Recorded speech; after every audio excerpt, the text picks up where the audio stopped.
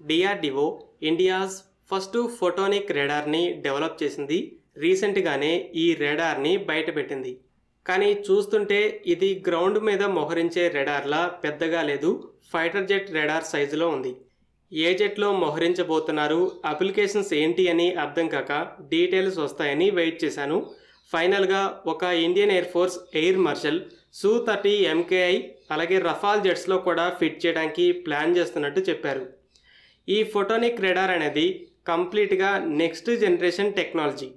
America, Russia, చైనాలు 5th కూడా కాదు 6th జనరేషన్ ఫైటర్ జెట్స్లో మోహరించడానికి ఈ రాడార్లని డెవలప్ చేస్తున్నాయి. ఇవి రష్యన్ మీడియా రిపోర్ట్స్. 2018లోనే రష్యా 6th జనరేషన్ జెట్ కోసం ఈ ఫోటోనిక్ రాడార్ని డెవలప్ చేస్తున్నట్టు బయటపెట్టింది. మిలిటరీ ఎక్స్పర్ట్స్ అయితే ప్రస్తుతం ఉన్న రాడార్స్కి ఆల్మోస్ట్ ఇన్విజిబుల్ అని చెప్తున్న 5th జనరేషన్ స్టెల్త్ జెట్స్ని ఈ రాడార్స్ దాదాపు 500 కిలోమీటర్ల దూరంలోనే గుర్తించగలమని నమ్ముతున్నారు. అంటే ఈ కొత్త రాడార్ టెక్నాలజీ ఎంత పవర్ఫుల్లో అర్థమవుతుంది. ఒకవేళ ఇది ఓవర్ ఎస్టిమేషన్ అయ్యి కనీసం 300 కిలోమీటర్ల దూరంలో గుర్తించినా కూడా చాలా బెటర్ అన్నట్టే.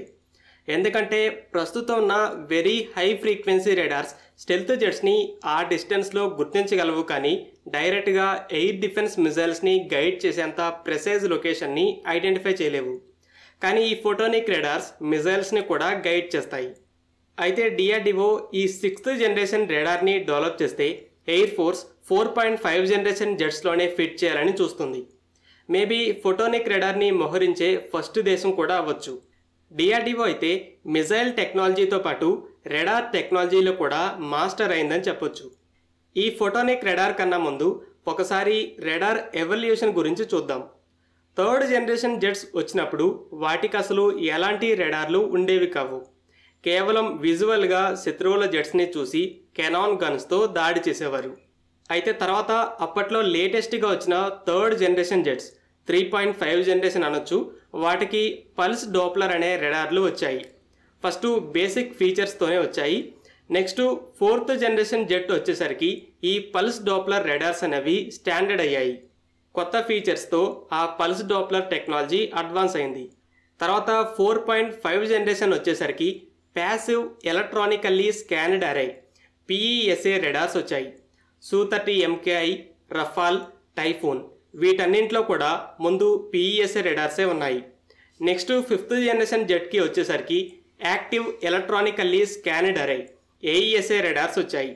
తర్వాత రఫాల్, టైఫూన్ లాంటి కొన్ని 4.5 జనరేషన్ జెట్స్ని కూడా వీటితో అప్గ్రేడ్ చేశారు. డిఆర్డిఓ కూడా ఉత్తమ్ AESA రాడార్ని డెవలప్ చేసింది. ఇందులో డిఫరెంట్ వెర్షన్స్ని తేజస్ Mark 1A, Mark 2 జెట్స్లో ఫిట్ చేయబోతున్నారు. అయితే ప్రజెంట్ 5th జనరేషన్ జెట్స్లో AESA రాడార్స్ ఉంటే గ్యాలియం నైట్రైడ్ బేస్డ్ AESA అనే ఇంకో టెక్నాలజీ కూడా వచ్చింది. 5th జనరేషన్ జెట్స్ని ఫ్యూచర్లో వీటితో అప్గ్రేడ్ చేయొచ్చు. ప్రజెంట్ ఎక్కడా కూడా ఇవి సర్వీస్లో లేవు. అయితే డిఆర్డిఓ సూపర్ సుఖోయ్ అప్గ్రేడ్ కోసం గ్యాలియం నైట్రైడ్ AESA విరూపాక్ష రాడార్ని కూడా డెవలప్ చేసింది. వేరే టెస్ట్ బెడ్లో ప్రస్తుతానికి టెస్టులు జరుగుతున్నాయి. అయితే ఇలా 5th జనరేషన్ నుండి 5.5 జనరేషన్కి వెళ్ళేసరికి గ్యాన్ బేస్డ్ AESAకి మారితే 6th generation jet ski photonic radars స్టాండర్డ్గా ఉండబోతున్నాయి. మరి ఈ ఫోటోనిక్ రాడార్స్ ఎందుకంత స్పెషల్, ఎలా వర్క్ అవుతాయి ఈ వీడియోలో చూద్దాం. ఫస్ట్ ప్రజెంట్ ఉన్న రాడార్స్ ఎలా వర్క్ అవుతాయో అర్థం చేసుకుంటే ఫోటోనిక్ ఎలా డిఫరెంటో అర్థమవుతుంది.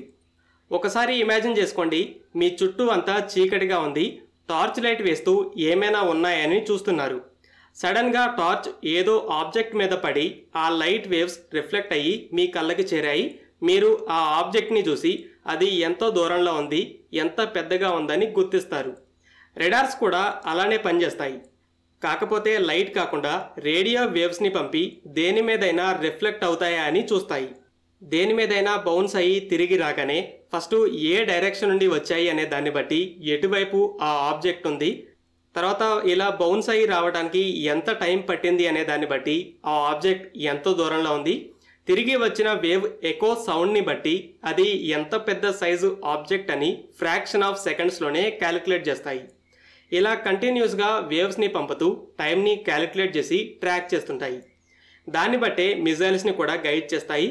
ఈ రెడార్స్లో ముఖ్యంగా 4 పార్ట్స్ ఉంటాయి. ఫస్ట్ ఫ్రంట్లో యాంటెనా ఉంటుంది. సిగ్నల్స్ని ఇది ఆకాశంలోకి పంపుతుంది. లోపల ట్రాన్స్మిటర్, రిసీవర్స్ అని మరో 2 పార్ట్స్ ఉంటాయి. ట్రాన్స్మిటర్ సిగ్నల్స్ని క్రియేట్ చేసి యాంటెనాకి పంపుతుంటే తిరిగి వచ్చే సిగ్నల్స్ యాంటెనా ద్వారా రిసీవర్కి వెళ్తాయి. ఫైనల్గా రిసీవర్ ప్రాసెసర్కి పంపుతుంది. అది డేటాని ప్రాసెస్ చేసి రెడార్కి ఏం కనపడుతుందో ఆపరేటర్కి క్లియర్గా చూపిస్తుంది. ఫోటోనిక్ రెడార్స్ కూడా ఇలానే వర్క్ అవుతాయి. ఇక్కడ వరకు తేడా ఏముండదు.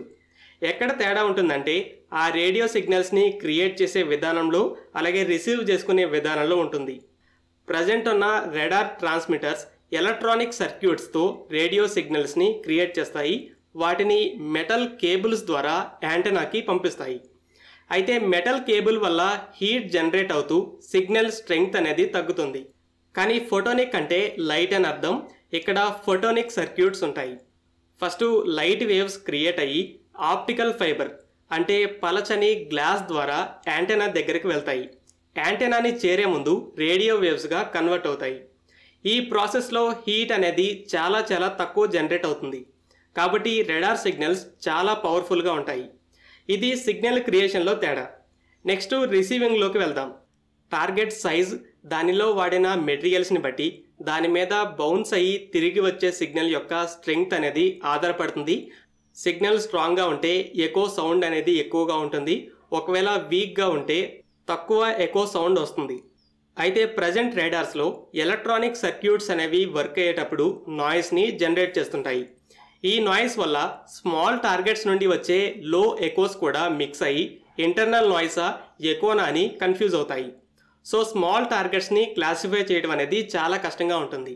అయితే ఫోటోనిక్ సర్క్యూట్స్ అనేవి నాయిస్ని జనరేట్ చేయవు కాబట్టి పంపే సిగ్నల్స్ పవర్ఫుల్గా ఉండడమే కాకుండా క్లీన్గా ఉంటాయి.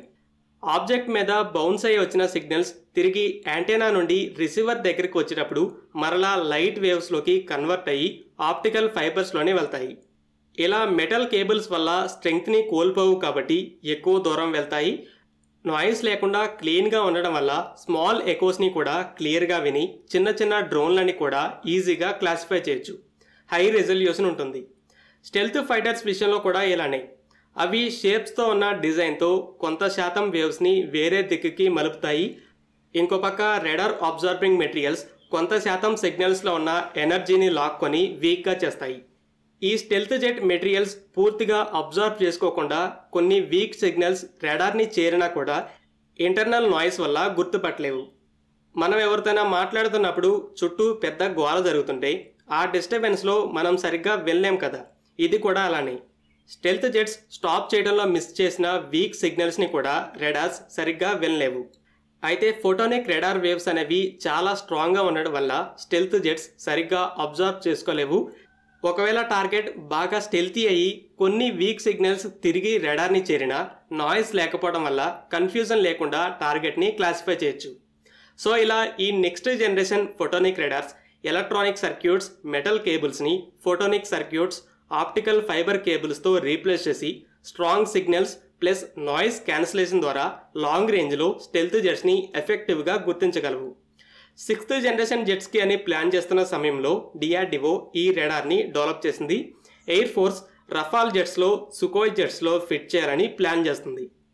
260 సుకోయ్స్లో ముందు 84 జెట్స్ని సూపర్ సుకోయ్లుగా అప్గ్రేడ్ చేస్తారు. అయితే ఈ ఫోటోనిక్ రెడార్ని కొన్నింట్లో ఫిట్ చేయొచ్చు. ఇక రఫాల్ అయితే ఇండియన్ నేవీ కొంటున్న 26 రఫాల్ మెరైన్ జెట్స్లో ముందు స్వదేశీ ఉత్తమ్ ఫ్యామిలీ రెడార్నే ఫిట్ చేయాలని చూసింది. ఫ్రాన్స్ కూడా ఒప్పుకుంది. కానీ అలా ఇంటిగ్రేట్ చేసి డెలివరీ చేయడానికి చాలా లేట్ అవుతుంది, ప్రైస్ ఇంకా జంప్ అవుతుందని ఆ ప్లాన్ని నేవీనే డ్రాప్ చేసుకుంది. ఎయిర్ ఫోర్స్ అయితే ప్రజెంట్ ఉన్న 36 రఫాల్ జెట్స్ని ఈ రెడార్తో అప్గ్రేడ్ చేయడానికి అయితే ఛాన్స్ ఉంది. ఫ్రాన్స్ అయినా రష్యా అయినా సోర్స్ కోడ్ని ఇవ్వవు కానీ ఫీజు తీసుకొని కావాల్సిన వెపన్స్, సెన్సార్స్ని ఫిట్ చేసి ఇస్తాయి. ఇండియాకి శత్రువుల స్టెల్త్ జెట్స్ తలనొప్పిగా మారాయని తెలిసిందే. పాకిస్తాన్కి J-35 అమ్మడమే కాదు, చైనా కూడా ముందు నేవీకి అని ఇప్పుడు ఎయిర్ ఫోర్స్లో కూడా J-35 జెట్స్ని మోహరించింది. ఆల్రెడీ 200కి పైగా J-20 ఎయిర్ సుపీరియారిటీ జెట్స్ ఉన్నాయి. ఇప్పుడు F-35 టైప్లో మల్టీ రోల్ జెట్స్ని కూడా రెడీ చేసింది.